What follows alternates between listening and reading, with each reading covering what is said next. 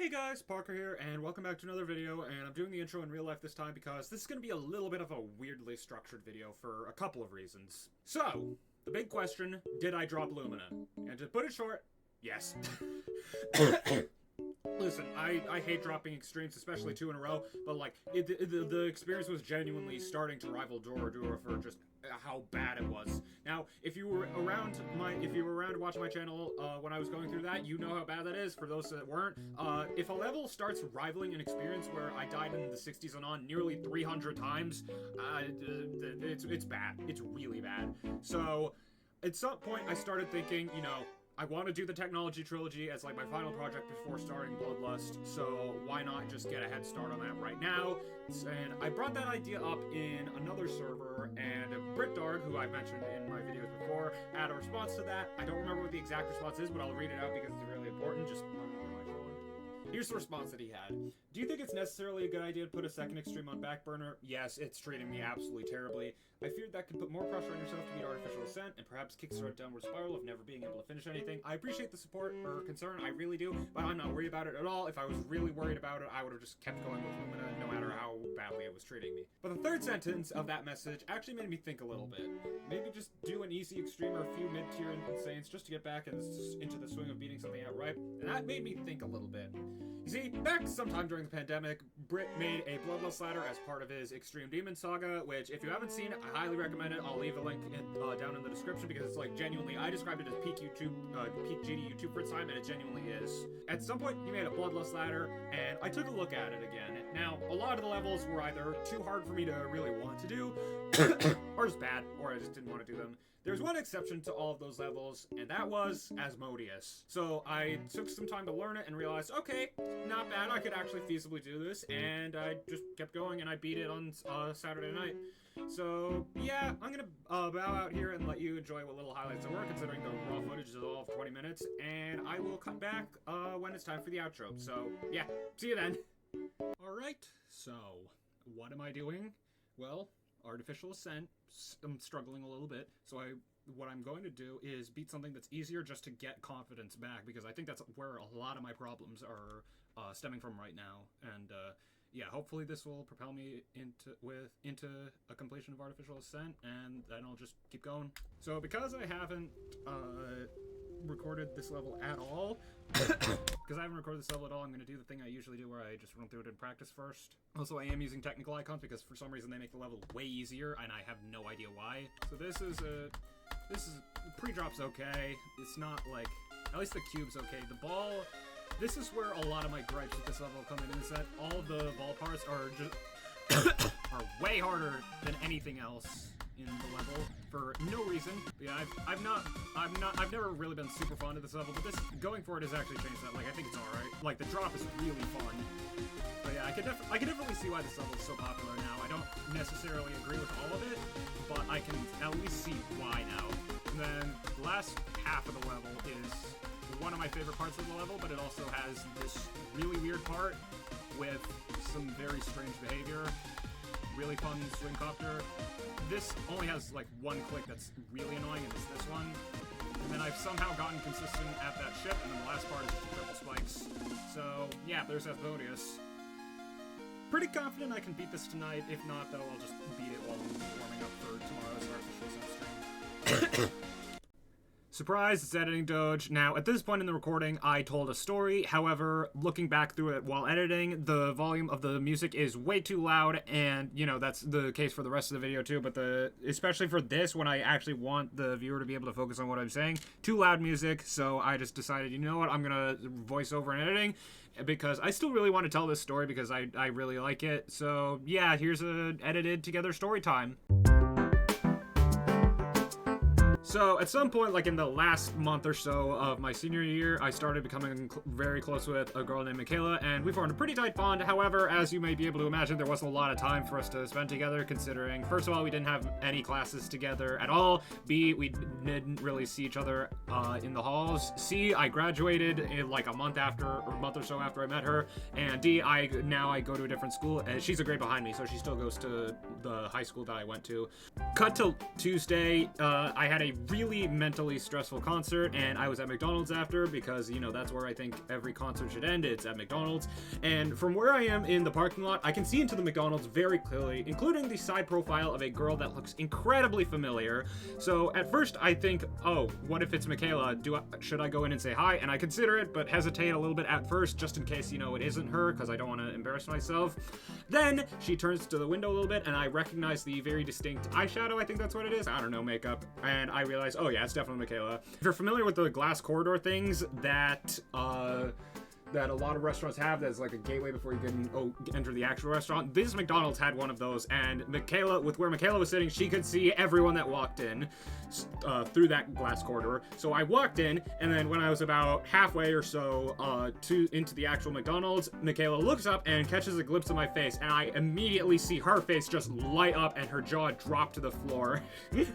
She was extremely excited to see me, and to be honest, seeing her was exactly what I needed. So yeah, the only regret that I have is not getting a selfie with her, but in my defense, I had a lot of other stuff on my mind at that point, and I just could not think of it. I will remember for next time, mark my words. So yeah, that's the story for this video, and if Michaela's watching this, because I'm going to send this to her once I'm done, hi! Alright, anyway, we will now continue with our usual scheduled programming. Now it's time to play from zero. Probably going to be seeing a lot of deaths to the ball parts, but, you know, I've just learned to live with that at this point.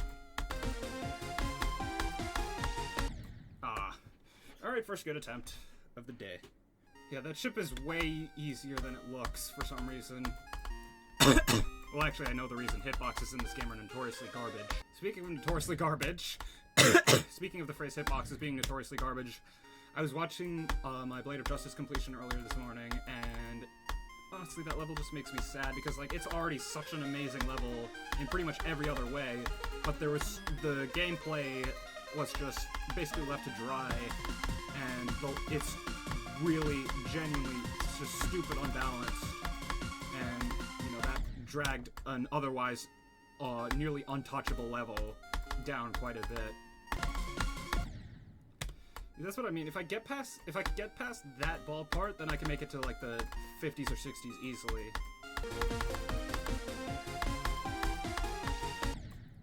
Okay.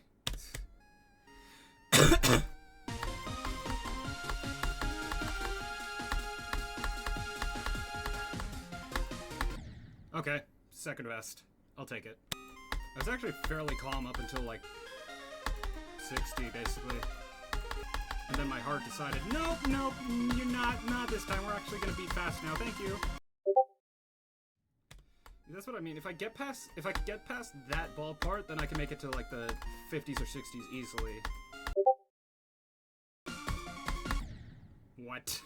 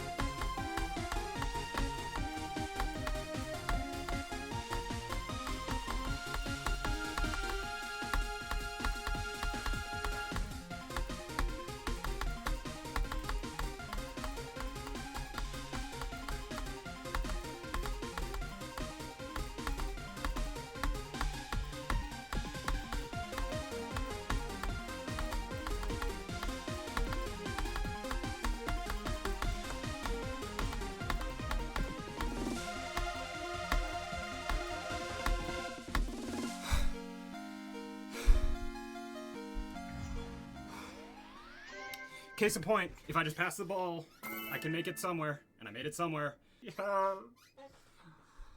Oh my god, I finally beat something. I know the reaction is, like, maybe over the top for a Blade of Justice difficulty level, but this is the first extreme I've beaten in over 3 months. Like, this feels amazing. This genuinely feels amazing. Alright, time to count my attempts. Now, I'm gonna have a lot. I have no idea where half of them came from, but I'm going to have a lot of attempts. So, 2,106 plus...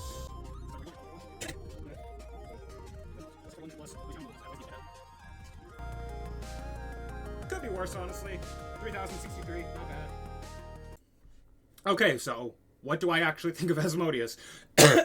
I feel like every Geometry Dash player has a level that most of the community really likes that they dislike for no other reason than just to be different, and Asmodeus admittedly was that level for me. I really did not like it, probably mostly because everyone else did, and I wanted to be different. Maybe I should have waited to give my contrarian opinion until I had actually beaten the thing. Because it's really not as bad as I thought it would be. Like, okay, it's a lot of the gameplay from, like, drop to 100 is really, really fun. Like, it was genuinely exhilarating, probably exacerbated a little bit because of my ridiculous fluke, which is 2% off of my biggest fluke on any stream. I have no idea how Black Blizzard still holds that record, but yeah, a lot of the gameplay was actually really fun. The drawback is that most of the ball and UFO parts are among the worst things known to humanity. I don't know why, I don't know how, but somehow all of the ball parts and like the couple of UFO parts, I don't remember how many there were. I think there's only one actually, but it's really bad. I don't know why that is. I think it's just because the physics of both game modes are stupid, and I would have to guess that a lot of it was because of 2.2, because I rarely saw any 2.1 victors ever complain about the choke points in this level. But they were there, and they were really frustrating. Overall, though, this level's alright. Like, it's not... It's got a good gameplay for the most part. It's a little bit ugly, admittedly, but it doesn't look that bad. I really like the song, too. It's like, that's the only thing that's never changed. I really like the song. And, yeah, overall, I'd say it's a pretty decent level. I'd say give it a shot if you think you are going to like it. Just be prepared for an incredibly, incredibly frustrating learning process. So I think that's it for this video. I've been working on Artificial Ascent in the background. I have 76. I got 76 like a week ago now. And I have 36 to 100 and 25 to 96 from my first stream. So I'm probably going to stream this either today, October 19th, or at some point during the week. I don't know when. Yeah, hopefully I think I could possibly beat it within the month of October. I'm not going to put any pressure on myself, but I think I could do it. So, yeah, that's going to be it. If you like the video, I guess. And subscribe, and I'll catch you in the next one. Bye!